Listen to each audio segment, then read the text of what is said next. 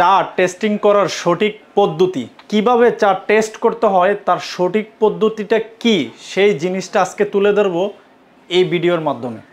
আসসালামু আলাইকুম, আমি আব্দুল আজিজ, রাজধানী টি থেকে। তো অনেকেই আমরা জানি না চা কিভাবে টেস্ট করতে হয় এবং চা টেস্ট করার জন্য কি কি প্রয়োজন। চা টেস্টিং, আপনি যদি সঠিক চা টেস্ট বুঝতে চান, সঠিক লিকার বুঝতে চান, তার ফ্লেভার বুঝতে চান এবং তার গুণগত মান বুঝতে চান, আপনি সেক্ষেত্রে আপনার অনেক কিছুর প্রয়োজন আছে। সেই প্রয়োজনীয় জিনিসগুলো আজকে দেখাবো আমি সরাসরি। তো প্রথমে চা টেস্ট করার জন্য সর্বপ্রথম আপনার প্রয়োজন হবে এরকম কাপ সেট। এই যে আমার হাতে দেখতে পাচ্ছেন, এরকম একটা কাপ সেট প্রয়োজন। আপনার কাপের এইটা থাকবে মোট তিনটা, এই তিনটা মিলে একটা কাপ সেট। প্রথম ধাপ হচ্ছে আপনাকে একটা কাপ সেট প্রয়োজন। দ্বিতীয়ত প্রয়োজন হচ্ছে এই যে আমার হাতে দেখতে পাচ্ছেন একটা পাল্লা। তো আপনি প্রয়োজনে এই পাল্লাটা ছোট আকারে যদি মেশিনও হয়ে থাকে, আপনি এগুলো পাওয়া এখন খুবই কষ্টকর, এগুলো পাবেন না, মার্কেটে পাওয়া যায় না, আমার মিলাইতে অনেক কষ্ট হয়েছে। তো এরকম পাল্লা অথবা ছোট মেশিন, একদম ছোট যেগুলোতে গ্রাম মাপা যায়, সেরকম আপনার মেশিন প্রয়োজন অথবা পাল্লা প্রয়োজন। এরকম পাল্লা লাগবে এবং আপনি যে মাপবেন সেক্ষেত্রে কত গ্রাম চা দিবেন, এই পাল্লা দিয়ে আপনি কত গ্রাম চা দিবেন। তো এরকম হচ্ছে আপনার কাছে ধরুন প্রয়োজন। নেক্সট হচ্ছে চা প্রয়োজন। চাটা আপনার হচ্ছে সমস্যা নাই, সাইজটা যেরকম হইতে পারে, সেক্ষেত্রে আপনি এরকম কাপে টেস্ট করার জন্য কত গ্রাম চা দিবেন সেই জিনিসটা আমি আপনাদেরকে দেখাবো। আমি ফার্স্ট একটা দিয়ে শুরু করি। দেখেন একটু বেশি কম হতে পারে, সমস্যা নাই, আপনার সেটা 2.5 গ্রাম পরিমাণ হতে হবে। আপনার চা টেস্টিং করার ক্ষেত্রে মাপ কতটুকু মাপ দিবেন, আপনি যদি 5 গ্রাম 10 গ্রাম দেন, ইচ্ছে মতো দেন, সেক্ষেত্রে কিন্তু সঠিক টেস্টিং হবে না। সেক্ষেত্রে এই যে আমি চা নিলাম 2.5 গ্রাম, তো 2.5 গ্রাম হচ্ছে আমি একটা ছোট্ট একটা কয়েন নিলাম 1 টাকার। ছোট কয়েনটা 1 টাকার কয়েন দিয়ে আপনি করতে পারেন, অনেকে অনেক পদ্ধতিতেও করে।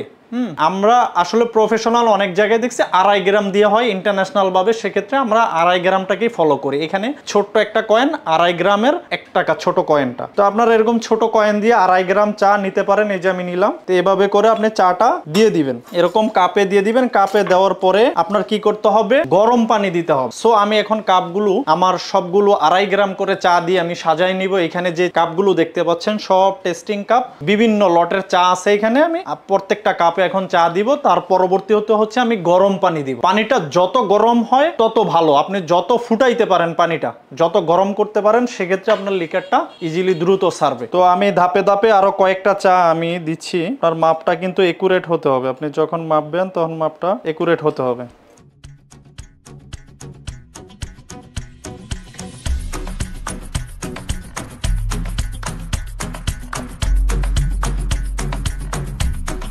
তো এরকম ধাপে ধাপে করে সবগুলো কাপ আপনার যত স্যাম্পল বেশি হবে তত সুন্দরভাবে সাজায় নেবেন। তো এবার আমরা পানি দিয়ে নিব। আমরা গরম পানিটা এখন ঢেলে দিলাম। পানির একটা পরিমাণ আছে, হ্যাঁ, এই যে আমরা কাপে দেখাচ্ছি যে পানির পরিমাণটুকু কতটুকু।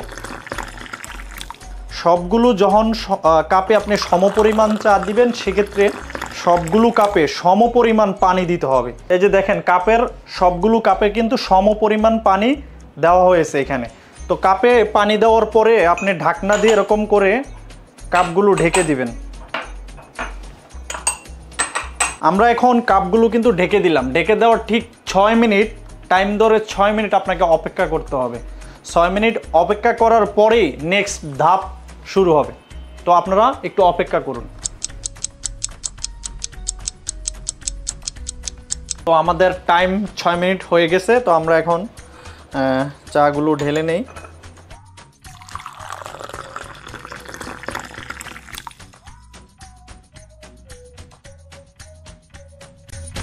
এভাবে ধাপ অনুযায়ী আপনি চাগুলো ঢেলে নিতে হবে খুব সুন্দর করে।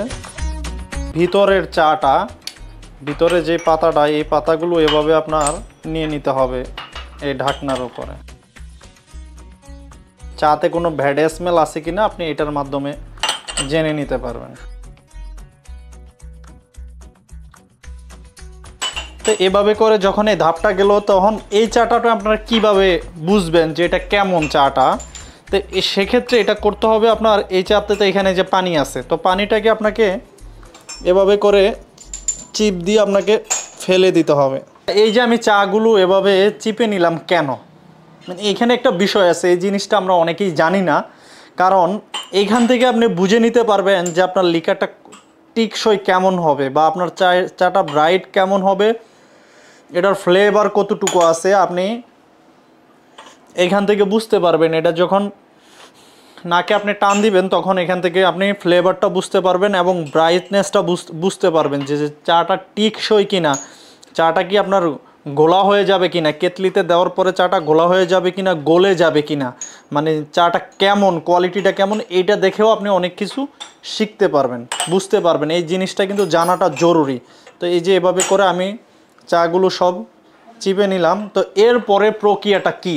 এরপরের প্রক্রিয়াটা হচ্ছে আপনার এইখানে প্রতি কাপ চা থেকে আপনাকে চুমুক দিয়ে বুঝতে হবে আপনার ফ্লেভার, লিকার, কষ কতটুকু, আপনার ফ্লেভার কতটুকু আছে, টেস্ট কতটুকু আছে। যখন এখন রমজান মাস, আমি অবশ্য প্র্যাকটিক্যাল আপনারা দেখাইতে পারতেছি না,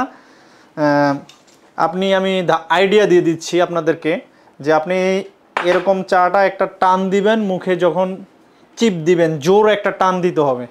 টান দেওয়ার পরে আপনি যখন জিভে নিবেন তখন বুঝতে পারবেন যে এটার ফ্লেভারটা কেমন আছে বা কষ কতটুকু আছে, এটার মানে চাটাতে কষের পরিমাণ কেমন আছে, ফ্লেভার কেমন আছে আপনি বুঝতে পারবেন যখন টান দিবেন। তো এভাবে করে আপনি যতগুলো কাপ বসান সবগুলো আপনি এভাবে করে বুঝে নিতে হবে।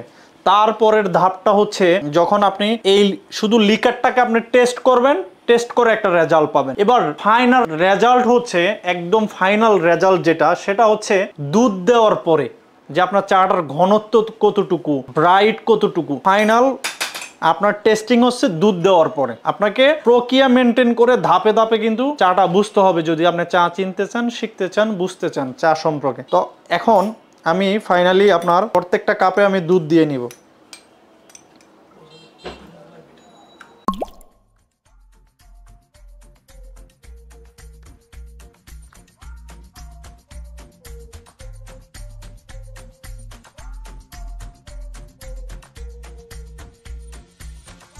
আমাদের দুধ দেওয়া শেষ ফাইনাল টেস্টিংয়ে। তো এবার আমরা চাটাকে এভাবে চামচ দিয়ে আপনার নেড়ে নিতে হবে। এই যে দেখেন,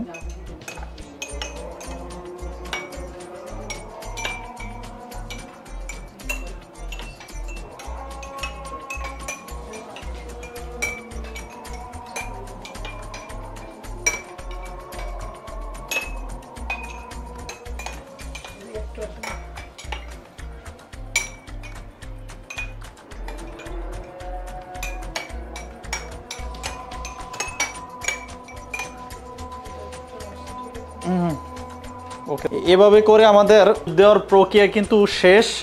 আমরা নেড়ে নিলাম এবং হচ্ছে এবার দুধ দেওয়ার পরে যে আমরা দুধ দিলাম, দুধ দেওয়ার পরে এই যে দেখেন চাটা এবার আপনার বুঝতে হবে যে চায়ের ঘনত্ব কতটুকু। আপনি এইটার উপর লিকারের মার্ক করতে হবে যে এটার চা কোয়ালিটি কেমন, এটার 3+ আছে না 2+ আছে নাকি 4- আছে নাকি 4+ লিকার আছে। হ্যাঁ, গ্রেডিংটা হবে হচ্ছে আপনার এই দুধ দেওয়ার পরে আপনার যে চাটা, এটাকে আপনি গ্রেডিং করতে পারবেন। অনেকে দুধ দেওয়ার আগেও করে। হ্যাঁ, তো যারা নতুন তারা অবশ্য দুধ দেওয়ার আগেও জিনিসটা বুঝতে পারবে না, দুধ দেওয়ার পরেই বুঝতে পারবেন। এই যে দেখেন, এই যে চাটার ঘনত্ব কতটুকু, এইবার চাটার ব্রাইটনেস কতটুকু, মানে এই চাটা কি ইয়েলো আসলো কিনা, গোল্ডেন আসলো কিনা। আমরা অনেকেই বলি যে গোল্ডেন লিকারের চা হইতে হবে, দেখতে কাঁচা হলুদের মতো হইতে হবে। আমাদের কাছে অনেক কাস্টমারই এরকম বলে যে চাটা গোল্ডেন হতে হবে, দুধ দেওয়ার পরে একটা ব্রাইটনেস আসতে হবে। তো আপনি দুধ দেওয়ার পরেই বুঝতে পারবেন যে চাটা ব্রাইট কতটুকু। এই যে দেখেন, এই যে এরকম করে আমি সবগুলো চা নিলাম। এবার চাগুলোর ব্রাইটনেস দেখে আপনার বুঝতে হবে যে কোনটা ভালো চা, কোনটা নর্মাল চা, যেটার ব্রাইটনেস কম হবে। হ্যাঁ, যে এই চাটা লিকার কালো হয়ে গেছে। এই যে দেখেন, এইখানে একটা চা যদি আপনি দুধ চায়ের জন্য লিকার করেন বা সেলস করেন, প্যাকেটজাত করেন, এই দেখেন এই চাটা কিন্তু একটু কালো হয়ে গেছে। হ্যাঁ, এই যে আপনি পার্থক্যটা দেখেন, আমি এখানে দেখাচ্ছি। এই যে দেখেন, দুইটা চায়ের পার্থক্য দেখলে কিন্তু বোঝা যাচ্ছে, এটা কিন্তু কালো হয়ে গেছে আর এটা কিন্তু ব্রাইট আছে। হ্যাঁ, এই যে দুইটা হাতে আমার 2 কাপ চা, দেখেন পার্থক্যটা কিন্তু এখানে বোঝা যাচ্ছে। আপনার এই পাশাপাশি 2টা কাপ দেখেন, এই যে এখানে আমি 2টা কাপ এই যে দেখাইলাম আপনাদেরকে, দেখেন এই কাপটার থেকে এই কাপটা কিন্তু ব্রাইট। হ্যাঁ, এই চাটা দেখতে ব্রাইট এবং এটা একটু মানে ব্রাইটনেস কম।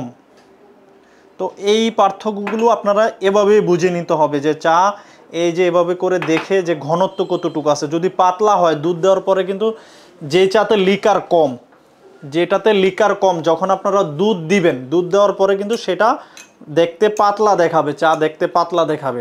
আর যেটাতে লিকার বেশি সেটা দেখতে কিন্তু এরকম করে ঘনত্ব দেখাবে। তো আপনাদের ঘনত্বটা দুধ দেওয়ার পরে আপনারা বুঝে নেবেন। তো আজকে আমার যতটুকু নলেজ ছিল সেখান থেকে ক্ষুদ্র কিছু আইডিয়া আপনাদেরকে দেখালাম। জানি না কেমন লাগছে, যদি ভালো লাগে অবশ্যই আপনারা শেয়ার করবেন। যারা এই বিজনেসে আসতে চাচ্ছে অথবা টেস্টিং সম্পর্কে শিখতে চাচ্ছে, চা সম্পর্কে জানতে চাচ্ছে, তাদের অনেক উপকার হবে। তো আপনার একটা শেয়ার খুবই গুরুত্বপূর্ণ আজকে এখানেই। এবং যারা বিস্তারিত জানতে চান, আমাদের অফিস লোকেশন হচ্ছে বড়ফুল মোড়, হালিশহর, চট্টগ্রাম। আপনারা সরাসরি অফিসে আসবেন, আরও বিস্তর আলোচনা হবে, আরও অনেক কিছু শিখতে পারবেন।